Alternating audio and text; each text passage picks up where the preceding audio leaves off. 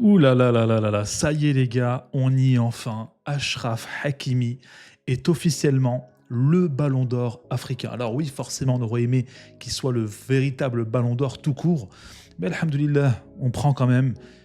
C'est très gratifiant, ça veut dire qu'actuellement en Afrique, il ne se fait pas mieux que Achraf Hakimi. Ça allait se jouer de toute façon entre lui et Mohamed Salah. Mais voilà, ça fait enfin plaisir les gars. On l'a, il est enfin récompensé à juste titre. On savait qu'il était arrivé 6e au Ballon d'Or et on savait très clairement que le mec il méritait au moins le top 3 et je dis bien minimum. Quelle fierté. Les gars, wallah, quelle fierté de savoir que le meilleur joueur africain actuellement est marocain. Wallah, c'est incroyable. Et avec la manière, les frérots. Parce qu'Achraf Hakimi, c'est pas un attaquant. Parce que vous le savez, les gars, ce trophée, la majorité de son temps est donné à des attaquants. Parce que c'est les attaquants qu'on met le plus en avant à travers leurs buts, qui sont plus ou moins décisifs, qui qualifient ou qui font gagner leur match dans des compétitions importantes. Mais là, c'est un défenseur. Donc, le plaisir, les gars, il est double. Vous voyez ce que je veux dire ou pas? Parlant de plaisir double. Achraf Hakimi, ballon d'or masculin. Chebak, ballon d'or féminin. Wallah les gars, quand j'ai vu cette image, cette photo là des deux ballons d'or réunis, hommes-femmes, et que j'ai constaté et réalisé que c'était deux Marocains, Wallah les gars, j'avais des frissons. Les frissons ont parcouru mon corps et je me suis dit c'est une dinguerie. On est sur le toit du continent africain. Alors forcément, pour concrétiser ça, on aimerait, Inch'Allah, en termes de collectif et de groupe, remporter la Coupe d'Afrique qui se jouera en plus chez nous dans un mois. Mais sur le titre individuel, on est sur le toit de l'Afrique. C'est pas de l'arrogance, c'est pas une forme d'arrogance ou quoi que ce soit, les gars. Ce sont des faits. Individuellement parlant, nos joueurs sont dans le haut du panier. Et quand on parle de haut de panier, ils sont au sommet de ce panier. Donc il ne se fait pas mieux que ces joueurs. Wallah, cette image-là, les gars, elle restera gravée à jamais dans ma mémoire. En tant que Marocain, ça me remplit mais tellement de fierté.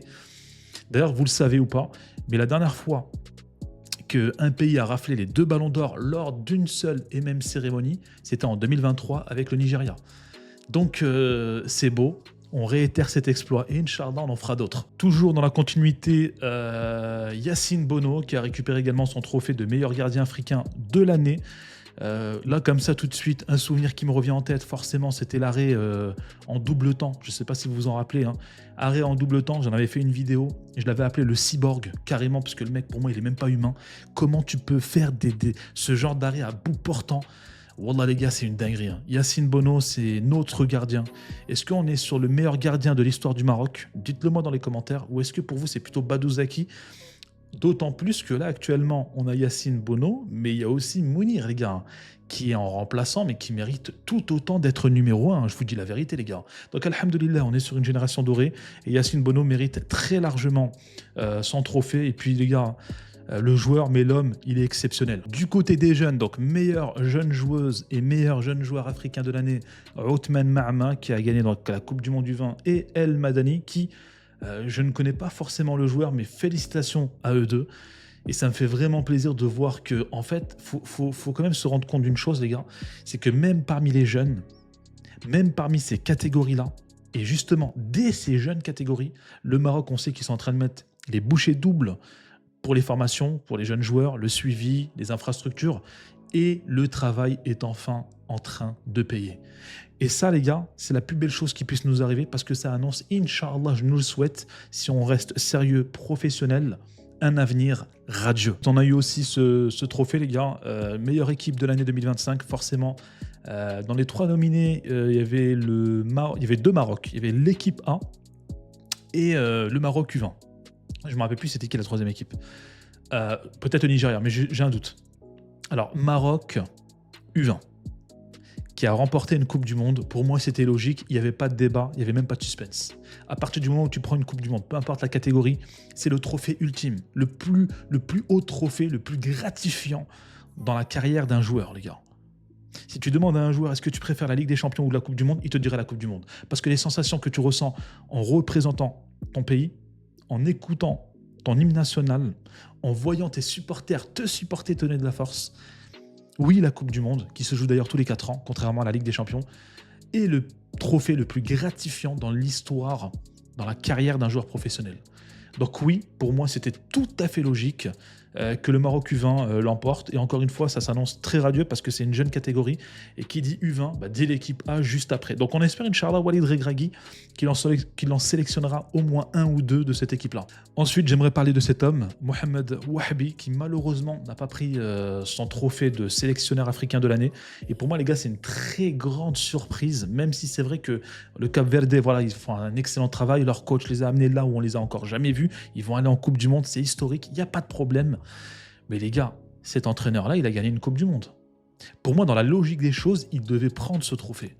Attends, maintenant, je me dis, est-ce que la CAF, ils se sont dit, il y a trop de Marocains qui ont pris des trophées, parce que les gars, on est sur 5 trophées. Hein. On est sur 5 trophées récupérés par les Marocains. C'est énorme. Wallah, les gars, je ne sais pas si dans l'histoire de la CAF, c'est arrivé. Dites-le moi dans les commentaires, parce que je ne serai pas au courant, en tout cas. Donc je me pose la question, est-ce qu'ils se sont pas dit ouais trop c'est trop, voilà, va falloir calmer le game, sinon les gens ils vont croire qu'on est corrompu ou tu vois, bref, t'as capté ce que je veux dire, parce que attention, il n'y a pas de corruption, il n'y a pas de trucs bizarres les gars. Oui, il y a de l'influence dans les coulisses, oui, il y a des hommes qui sont forts, ça on ne nie pas, mais tout ce que l'on voit aujourd'hui, c'est le fruit d'un travail de longue haleine, d'un investissement dans les jeunes, dans les infrastructures, dans la formation. Et alhamdoulilah, aujourd'hui, on en voit enfin les fruits. Donc malheureusement pour Mohamed Wahbi, il n'a pas pris ce trophée, mais dans nos cœurs, nous les Marocains, les gars, il a déjà le trophée, les frérots. Bref, pour conclure cette vidéo, j'aimerais terminer avec cette image, les frérots. Donc CAF Awards 2025 avec un tarbouche marocain.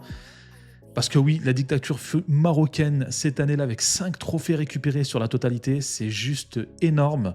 Et c'est une réalité aujourd'hui qu'il va falloir accepter, qui malheureusement, parce que les gars, on était en live hein, juste avant que je fasse cette vidéo, et malheureusement dans le live, il y a des personnes qui disaient ouais, il y a eu de la triche, blablabla.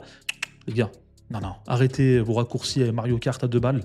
Les Marocains, ils ont travaillé dur. Les Marocains, ils ont énormément sacrifié pour en arriver là. Et aujourd'hui, alhamdoulilah, on a enfin les fruits de ce dur labeur. Et si vous voulez arriver à ce stade, il va falloir juste travailler, les gars.